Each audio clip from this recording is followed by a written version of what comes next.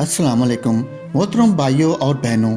ये कहानी हकीकत पर मबनी है। इसमें जितने भी किरदार हैं वो फर्जी नामों पर रखे गए हैं ताकि जिसके साथ ऐसा वाकया पेश आया है इसकी इज्जत महफूज रहे और इस पर कोई हरफ ना उठा सके। इस कहानी का मकसद सिर्फ ये है कि हम इस से सबक हासिल करें और औरत पर जो जुल्म हमारे मुआशरे में रिश्तों की चक्की में पीस कर किया जा रहा है वो ना किया जा सके, इसकी हकूक में इसकी पामाकी ना हो। इसे ऐसे ही इज्जत दी जानी चाहिए जैसी इज्जत हम अपनी बहनों बेटियों के लिए इनके ससुराल में तलब करते हैं। इनसे कामों पर मजबूर ना किया जाए जो इसके बस में नहीं होते, वरना वो भी ऐसा कदम उठा सकती है जैसा इस औरत ने उठाया। ये कहानी इसी की ज़बानी सुनिए। इस रोज़ मेरे शोहर ने मुझे बहुत बेदर्दी से मारा पीटा था और इसकी वजह यह थी कि मेरी सास ने मेरे शोहर को मेरे खिलाफ उकसाया था कि ये औरत परदेशी बांझ है और इस औरत से औलाद नहीं होनी, इसको छोड़ो और किसी दूसरी औरत से शादी कर ले। मेरी सास की इन्हीं बातों की वजह से मेरा शोहर बात बात पर मुझे डांटता रहता और इस रोज़ तो इसने हद ही कर दी। मुझे मारने पीटने के बाद भी सुकून ना हुआ तो मुझे कहने लगा कि अगर तुम मां ना बन सकी तो मैं तुम्हें छोड़ दूंगा और किसी दूसरी औरत से शादी कर लूंगा।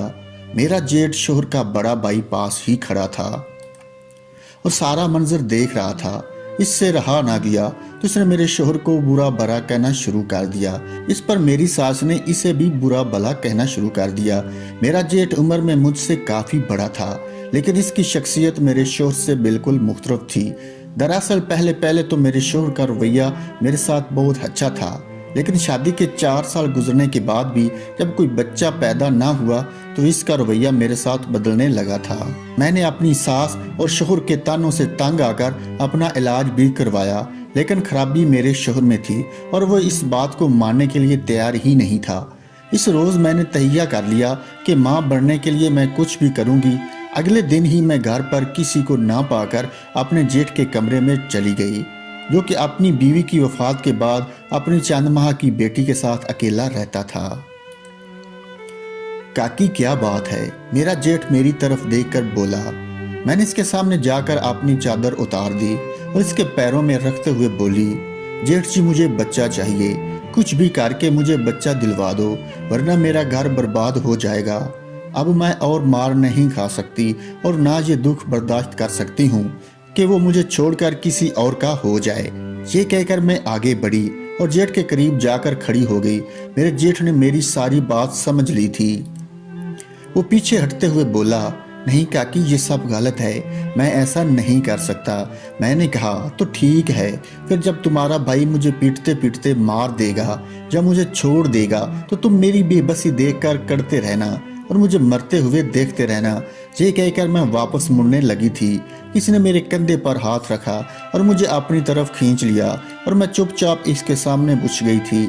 और इस वक्त अपना घर बचाने के लिए मैं और करती तो क्या करती।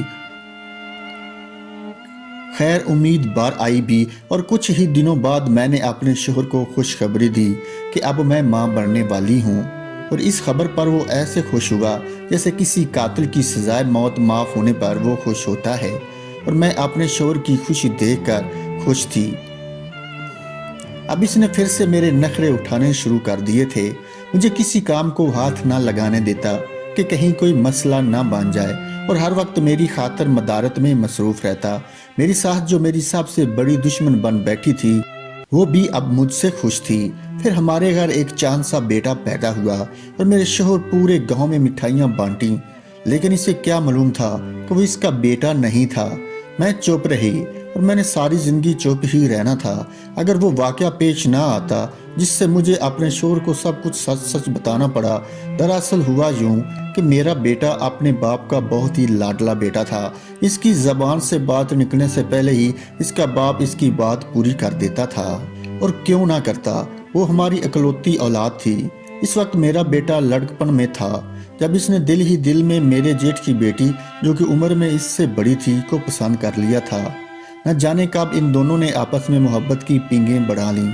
मेरा जेठ तो फौत हो चुका था, लेकिन इसकी बेटी की जिम्मेदारी मेरी सास ने अपने जिम्मे ले ली थी। जब मुझे इस बात का इल्म हुआ तो इस वक्त तक बहुत देर हो चुकी थी। मैंने अपने बेटे को समझाने की बहुत कोशिश की, लेकिन इसने मेरी बात मानने से साफ इनकार कर दिया। और वो कहता भी ठीक ही था कि अगर इसकी शादी इसकी ताया की बेटी से हो जाए तो हरज ही क्या है।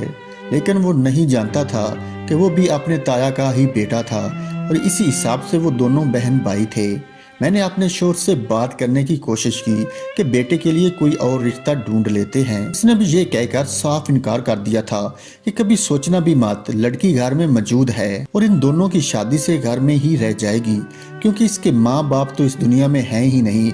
इसलिए सब मुनासिब यही है कि हम अपने बेटे की शादी इसके साथ कर दें। मैंने शादी को रुकवाने के लिए जो कर सकती थी किया, लेकिन जब सब इस शादी पर राजी थे तो मैं अकेली क्या कर सकती थी।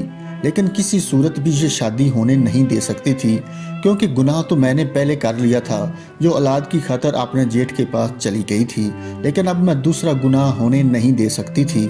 जिस रोज इन दोनों की मंगनी होने वाली थी, मैंने अपने शोहर को तमाम वाकया सच सच बता दिया कि किस तरह मैंने इसकी मार पीट और सास के तानों से तंग आकर इसके भाई को इस पर गुनाह पर मजबूर किया था। मेरा शोहर, जो कि मेरी सारी बात सुनकर साकित ही हो गया था, काफी देर तक खामोश बैठा रहा। मैं इसके सामने सर झुकाए अपनी सजा की मुंतजर बैठी रही कि अपने गुनाहों की पादाश में मुझे जो भी सजा सुनाई दी गई मैं हंसकर कबूल कर लूंगी। लेकिन बहन भाई की शादी करवाने का गुनाह मैं नहीं कर सकती थी। काफी देर गुजरने के बाद मैंने नजरें उठाकर अपने शोहर को देखा तो इसे देखकर मैं एकदम ठिठक कर रह गई। दरअसल ये सोच रही थी कि अब मुझे क्या सजा मिलती है। हो सकता है कि ये मेरी जिंदगी का आखिरी दिन हो, क्योंकि मैंने अपने शोहर की पीठ पीछे एक बड़ा गुनाह किया था। मैं जानती थी कि कोई भी मर्द ये बात बर्दाश्त नहीं कर सकता, लेकिन मेरा शोहर अपनी आंखों में आंसू भरे मेरे सामने अपने दोनों हाथ जोड़े बैठा था। वो मेरी आंखों में देखते हुए भराई हुई आवाज में बोला, सकीना, मैं तुम्हारा बड़ा गुनाहगार हूँ। मुझे समझ नहीं आ रही कि मैं तुमसे किस तरह माफी मांगूं। अगर मैं इस वक्त तुम्हें मजबूर ना करता तो तुम ये गुनाह कभी ना करती। लेकिन मुझे खुशी इस बात की है कि तुमने इस बात को छुपाने की बजाय खुलकर मुझे बता दी है और हम दोनों एक बहुत ही बड़े गुनाह से बच गए हैं। हो सके तो मुझे माफ कर दो, क्योंकि मैंने तुम्हें बहुत दुख दिया है। अपने शोहर की ये बातें सुनकर मैं भी फूट फूट कर रोने लगी थी। मैं रो रो कर अपने शोहर से अपने गुनाह की माफी मांगी। फिर हम दोनों ने मिलकर अपने बेटे और भतीजी के लिए रिश्ता तलाश करना शुरू कर दिया। मेरी सास इस बात पर सख्त नाराज है, लेकिन ये बात मैं और मेरा शोहर ही जानते हैं कि अपने बेटे और भतीजी का रिश्ता हम क्यों नहीं कर सकते। मजबूरी में किए गए अपने गुनाह की मैं रात दिन अल्लाह ताला से माफी मांगती हूँ। शायद मेरा रब मुझे माफ कर दे। अगर वीडियो अच्छी लगे तो इसे ज़रूर शेयर कीजिएगा। मज़ीद अच्छी कहानियों के लिए YouTube चैनल को लाजमी सब्सक्राइब कर लें और साथ लगी बेल को भी ज़रूर दबा दें। शुक्रिया।